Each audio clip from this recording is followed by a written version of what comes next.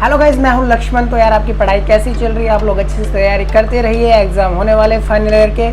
और इसी बीच में मैं आपके लिए बहुत ज़्यादा इंपॉर्टेंट वीडियो लेके आया हूं। तो जितने भी डिप्लोमा के स्टूडेंट हैं वो इस वीडियो को बिल्कुल ही ना छोड़े, क्योंकि ये वीडियो है एक ऐसी स्ट्रैटेजी की जिससे आप लोग अभी जो दिन बचे हुए हैं उनमें अच्छे से तैयारी करके अच्छे नंबर्स ला सकते हैं। तो यार बिना किसी देरी के इस वीडियो को स्टार्ट करते हैं। आप लोग इस वीडियो को अपने दोस्तों के साथ और अपने व्हाट्सएप ग्रुप से उनमें शेयर जरूर कीजिए, जिससे वो लोग भी इस वीडियो का लाभ उठा सके, क्योंकि मुझे नहीं लगता आपको ऐसी वीडियो और कोई नेट पे मिलने वाली है, खासकर राजस्थान डिप्लोमा के जो स्टूडेंट हैं उनके लिए। तो यार वीडियो को स्टार्ट करते हैं।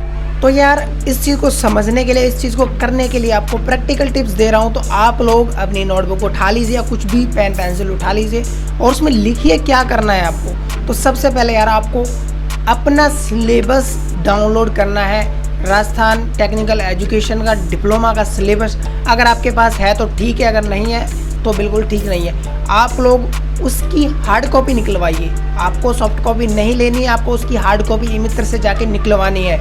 उसके बाद आपको क्या करना है, आपको डाउनलोड करने हैं 2016 से लेकर के 2020 तक जितने भी ओल्ड क्वेश्चन पेपर हैं सारे के सारे डाउनलोड कर लीजिए।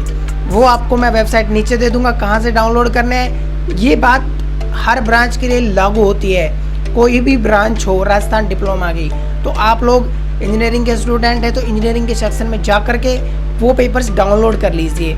इसके अलावा आपको क्या चाहिए, अगर आपके पास नोट्स हैं थोड़े बहुत तो बहुत अच्छी बात है, आप उनको सीधा पढ़ सकते हैं। अगर नोट्स नहीं है, बिल्कुल खाली हाथ है, तो फिर आपको क्या करना है, आपको एक नोटबुक खरीदनी है। इतनी बड़ी नोटबुक खरीदें कि उसके अंदर जो अभी आप काम करने वाले हैं वो अच्छे से आ जाए। अब जैसे इसको समझेंगे तो आप समझ जाएंगे कि कैसी नोटबुक खरीदनी है।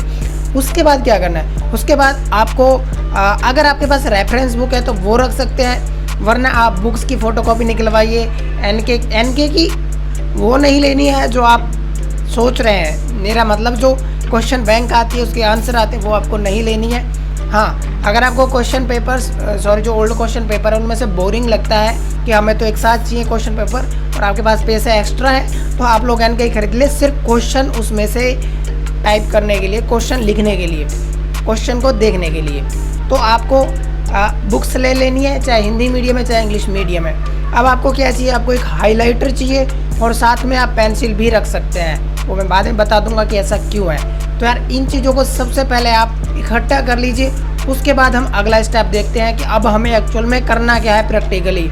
इस चीज़ को बड़े ही ध्यान से सुनना है। अपनी ईयरफोन लगा लीजिए, बिल्कुल शोर नहीं होना चाहिए, एक एक स्टेप को फॉलो करना है और फिर देखते हैं क्या कमाल होता है। आपका एग्ज़ाम बिल्कुल क्लियर हो जाएगा।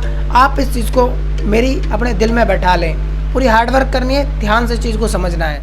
तो सबसे पहले आपको क्या करना है, अपना एक सिलेबस खोल लेना है किसी भी एक सब्जेक्ट का और उस पर आपको देखना है कुछ चीज़ें। तो सबसे पहले मैंने सिलेबस खोला microwave and optical fibre engineering, जो कि इलेक्ट्रॉनिक्स इंजीनियरिंग का एक सब्जेक्ट है जिसका कोड है EL 304। मैं इसके फर्स्ट चैप्टर को छोड़ देता हूँ क्योंकि ये बहुत ही माइनर टॉपिक्स हैं। मैं जो मेन बात है उसको समझाने की कोशिश करूँगा। हर ब्रांच के अंदर इसी टाइप का सिलेबस होगा, इसी टाइप से टॉपिक्स होंगे, उनकी एक्सप्लेनेशन होगी, तो आप इस चीज़ को इससे समझ सकते हैं। मैं इसको लेके चल रहा हूँ इलेक्ट्रॉनिक्स को। तो मैं यहाँ पे लेता हूँ chapter number 2 microwave vacuum tube devices. ठीक है, अब मैं जाता हूँ अपने ओल्ड क्वेश्चन पेपर पे। फॉर एग्जांपल मैंने क्वेश्चन पेपर ये ले लिया है microwave and optical fibre engineering, ठीक है, जो कि 2019 का पेपर है। यहाँ पे वो छोटे क्वेश्चन आ गए हैं, ठीक है, मैं इनको स्किप कर देता हूँ और अपन चलते हैं बड़े बड़े क्वेश्चन पर। ये आ गया, ठीक है। तो अब मैं इसमें मेन क्वेश्चन देखता हूँ। फर्स्ट क्वेश्चन वो है 2 कैविटी क्लिस्ट्रॉन की संरचना और कार्य सिद्धांत को समझाइए।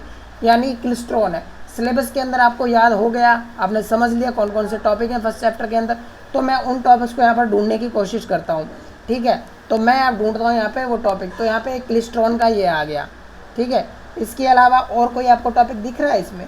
मेरे हिसाब से इसके अंदर नहीं है। और सेकंड क्वेश्चन है यहाँ पे TWT, ठीक है, ये आ गया।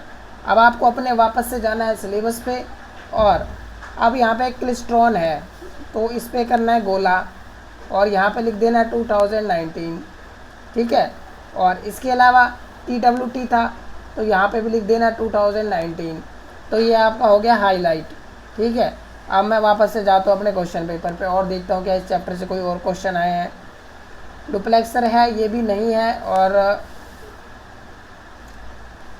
रिफ्लेक्स क्लिस्ट्रॉन यहाँ पर आ चुका है। ठीक है, एक मैं ये कर देता हूँ अंडरलाइन और देखता हूँ इसके अंदर कोई और है क्या। अब मैं जाता हूँ वापस से सिलेबस पे। अब मैं सिलेबस पे आया हूँ तो मुझे मिला था रिफ्लेक्स क्लिस्ट्रॉन वहाँ पे, तो मैं इसको क्या कर लेता हूँ, अंडरलाइन कर लेता हूँ, हाईलाइटर से हाईलाइट कर लूँगा जो भी आपके पास अवेलेबल है, और इस पर भी लिख दूँगा 2019। ठीक है, तो यहाँ पर आपको पता चल गया, ठीक है, कि ये क्वेश्चन 2019 में आए थे। अब आपको क्या करना है, सेम प्रोसीजर करना है 2018 के पेपर्स में। क्या करना है, 2018 का पेपर खोलना है, 304 सब्जेक्ट निकालना है और उसमें ढूंढने हैं कि जो chapter number 2 microwave vacuum tube devices है, और कोई और ब्रांच का कोई अलग चैप्टर है, फॉर एग्जांपल इलेक्ट्रिकल का हो गया, एससीआर का। तो एससीआर का क्या करना है आपको, फर्स्ट चैप्टर जो भी चैप्टर है उसका देखना है हमें क्वेश्चन पेपर 2019 का या फिर 2020 का। जितने क्वेश्चन पावर इलेक्ट्रॉनिक्स के उस चैप्टर से हैं उनको सिलेबस में जाके टिक करना है और उनके सामने यह लिखना है कि ये जो क्वेश्चन है कब आया था। फॉर एग्ज़ाम्पल मैं यहाँ पे एक चीज़ ले लेता हूँ और वो है, एक सेकंड दीजिए मुझे, इसको एक बार साफ़ कर देता हूँ। अब जैसे मैंने यहाँ पे एक चीज़ को ले लिया, ठीक है, और वो है रिफ्लेक्स क्लिस्ट्रॉन। ठीक है, अब मेरे पास क्वेश्चन है 2016 से लेके 2019 तक, 20 तक। तो मैं क्या करूँगा, यहाँ पे 2016, अगर 2016 में आया 2016 लिख दूँगा, 2017 में आया 2017 भी लिख दूँगा, और 2020 में आया 2020 भी लिख दूँगा। अब मैंने ये लिख दिया सारा कुछ। अब जब मैंने ये लिख दिया है तो सेम यही चीज़ें हर चैप्टर के साथ करनी है, हर ईयर के साथ करनी है, चाहे वो 2016, 17, 18 हो। आपको मेन बात क्या करना है, आपको पता लगाना है कि 2016, 17, 18, 19, 20 के अंदर इस चैप्टर में से कौन से क्वेश्चन आए हैं और वो कितनी बार आए हैं। बस अब आपने ये कर लिया, ठीक है, अब आपका ये हो गया। अब आप एक बार अपने सिलेबस को देखोगे तो आपको बिल्कुल दिख जाएगा कि कौन सा क्वेश्चन बोर्ड के लिए कितना इम्पोर्टेंट है, और इससे आपको बिल्कुल समझ आ जाएगा कि कौन सा क्वेश्चन आ सकता है। अब ये तो बात हो गई, अपने जो क्वेश्चंस हैं सिलेबस के अंदर टिक लगा लिए और ये पता चल गया कि ये क्वेश्चंस आने ही आने हैं, यानी कि इनमें से 80 से 90% क्वेश्चन तो आने ही आने हैं। भाई ये क्वेश्चन तो आने ही आने। अब आपको क्या करना है, अब आपको अपने नोट्स खोलने हैं। अब नोट्स हैं तो बहुत अच्छी बात है, अगर आप आज तक आलसी रहे और नोट्स नहीं बनाए हैं तो आपको क्या करना है, आपको अपनी नोटबुक उठानी है। और फॉर एग्ज़ाम्पल मैं आपको बता देता हूँ यहाँ पे पूरी तरह प्रैक्टिकली चीज़ों को। फॉर एग्ज़ाम्पल आपने टिक लगाई हुई थी यहाँ पे microwave vacuum tube devices, chapter का नाम डालिए। अब उसमें पूछा गया था रिफ्लेक्स क्लिस्ट्रॉन 4 बार। अब आपको ये तो समझ आ ही गया कि रिफ्लेक्स क्लिस्ट्रॉन है, बहुत इंपॉर्टेंट टॉपिक है। अब आपको भाई साहब क्या करना है मेरे प्यारे दोस्त, आपको यहाँ पर रिफ्लेक्स क्लिस्ट्रॉन की हेडिंग डालनी है। हेडिंग डालने पर सबसे पहले ढूंढना है अपनी बुक को। अगर आपके पास बुक है तो ठीक है, नहीं तो रेफरेंस बुक ढूंढ लीजिए। रेफरेंस बुक भी नहीं है तो इंटरनेट पे सर्च कर लीजिए रिफ्लेक्स क्लिस्ट्रॉन। हिंदी है तो हिंदी सर्च कर लीजिए, अब आप इंग्लिश मीडियम से है तो इंग्लिश सर्च कर लीजिए। अब आपने ये चीज़ें कर ली, ठीक है। अब आपके सामने आ गया रिफ्लेक्स क्लिस्ट्रॉन, तो भाई ये तो कन्फर्म है कि आप इंजीनियरिंग पढ़ रहे हैं, तो इसके अंदर आपको डायग्राम मिलना है। तो सबसे पहले आपको डायग्राम बनाना है। अब आपका बन गया डायग्राम। अब रिफ्लेक्स क्लिस्ट्रॉन को समझना है, उसके लिए आप ऑनलाइन देख सकते हैं या यूट्यूब पर देख सकते हैं। अब आपको इसका बेसिक कॉन्सेप्ट समझ आ गया। अब आपको 15 से 20 लाइनें इसकी लिखनी है, और वो आप बुक में से देख के लिखो, आप रेफरेंस बुक में से देख के लिखो, आप यूट्यूब से देख कर लिखो, या फिर आप वेबसाइट से लिख कर दिखो। कहने का मतलब गूगल करके देख के लिखो। अपनी भाषा में लिखनी है, हिंदी में लिखनी है। मैं ये नहीं कह रहा कि अपनी लोकल भाषा में लिखनी है। टेक्निकल वर्ड्स का यूज़ करना है जितने कोशिश हो सके, ठीक है। उनको अपनी भाषा में आपको पूरा इसका डिटेल लिख देनी है नीचे 15 से 20 लाइन में। अब बात आती है ऑब्जेक्टिव की। ऑब्जेक्टिव कैसे कवर होंगे थ्योरी के साथ साथ में। जब आपने इसकी डिटेल लिखी तो इसके अंदर छोटी छोटी की हाइलाइट्स होंगी। कहने का मतलब छोटी छोटी डेफिनेशंस हो सकती हैं, छोटी छोटी टॉपिक्स हो सकते हैं। फॉर एग्जांपल इसके अंदर इलेक्ट्रॉन्स हैं, वो किस तरह से मूव करते हैं, फिर इसके अंदर जो चीज़ें हैं वो कौन कौन सी यूज़ होती हैं, क्या मेन कंपोनेंट होते हैं, तो वो पूछ सकता है ऑब्जेक्टिव में कि इनमें से कौन सा कंपोनेंट है जो रिफ्लेक्स क्लेस्ट्रॉन के अंदर होता है। ये एज ए एग्जांपल समझा रहा हूँ, सभी ब्रांचेज के जो स्टूडेंट है वो इस चीज़ को समझ जाएंगे आसानी से। अब आपको क्या करना है, अपना हाईलाइटर उठाना, वापस से जो डिस्क्रिप्शन लिखा है उसके अंदर उन चीज़ों को हाईलाइट कर देना है या फिर अंडरलाइन कर देना है। अब अंडरलाइन कर दिया, अब आपका ध्यान उस पर जाएगा और वो चीज़ आपको याद हो जाएगी अच्छे से। अगर ये भी नहीं करना चाहते आप, तो आपको जितने भी उस ऑब्जेक्टिव क्वेश्चन बन रहे हैं आपके दिमाग में है या फिर प्रीवियस ईयर के एग्ज़ाम में आए हैं, उनको नीचे नोट डाल के या फिर इम्पोर्टेंट ऑब्जेक्टिव क्वेश्चन डाल के आपको पूरी डिटेल में नीचे पूरे ऑब्जेक्टिव क्वेश्चंस और उनके आंसर लिख देने हैं जी। ये टॉपिक आपका कंप्लीट हो जाएगा जब आप अपनी लैंग्वेज में अपने तरीके से इस टॉपिक को चित्र में से समझ करके, डायग्राम में से समझ करके लिखेंगे। तो यार मुझे ये बताओ कि आपको ये याद नहीं होगा? और एक बार आपने ऐसा कर लिया तो आप इसे नहीं भूलने वाले, खासकर एग्ज़ाम तक तो बिल्कुल नहीं भूलने वाले हैं। तो ये जो तरीका है, ये तरीका है आपको एग्ज़ाम में जल्दी से जल्दी तैयारी करवाने का, जल्दी से जल्दी पास कराने का।